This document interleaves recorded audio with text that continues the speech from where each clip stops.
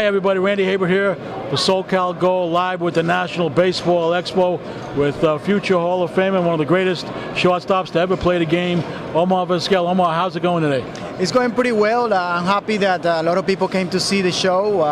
There is a lot of different things that people really enjoying, the batting tees and the batting helmet, the new bats that are coming out, a lot of batting glove, different technique on how to hit the ball, and there is a lot of people here that has been in the game for a long time, and we're trying to spread out the word to the young kids how to play the game right, and we're really proud to do this for everybody. Now you played 22 years in the big leagues. Was it ever a job for you, or was it always like, just being a kid for that long a period of time? Well, I think the day that it becomes a job, it starts getting a little boring. For me, it's still a game. I still have the passion to go out on the field and enjoy myself. Obviously, like as a professional, we got to treat it as a job and follow the rules and regulations and be good for everybody to see you around. But I'm still having fun in this game.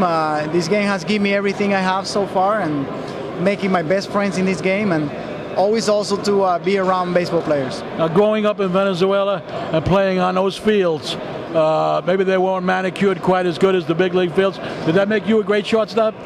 Well, that's what people said that, because we come from a lot of poor areas and the baseball fields are not really the best shape. But I think that makes us better players, bad hops and stuff like that. We're more aware of what can happen on the field.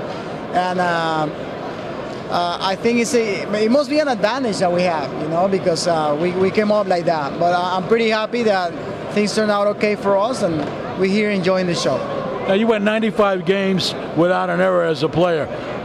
Was that tough on you mentally to go that many games without making an error, or you just didn't think about it? Well, it's hard not to think about it, because everywhere you go, people was asking you about the streak and how long can you play without making an error. And I think it's harder mentally to stay focused and not to think about it. And the fact that you have to make a play every day on the field to help out the team to win ball games, I think that was the toughest. A lot of people think of Omar Vizquel, they think of a great glove. But you made yourself out to be a pretty good hitter.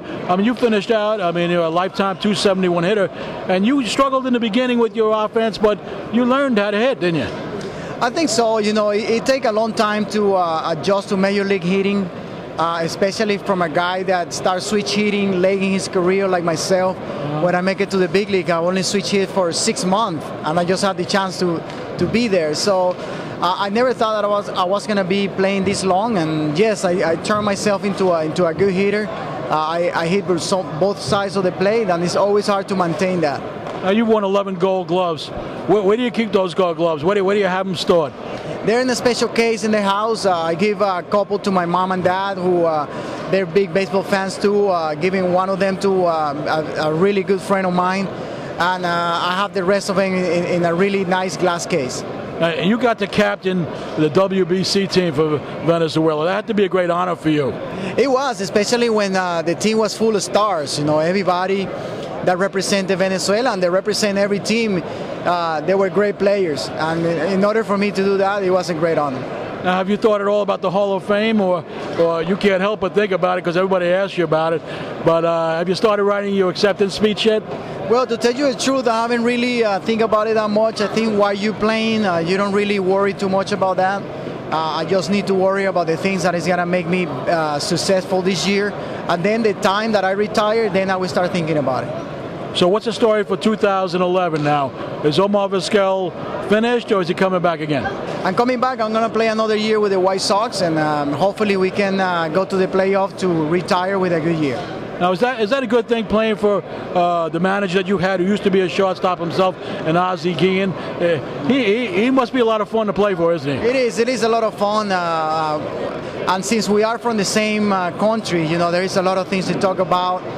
He keep me focused, he keep me happy all the time, telling jokes and talking about things that happen in our country. And it's a great way to be around a guy like that. Well, listen, I want to thank you so much for stopping by with us here at SoCal Go Live.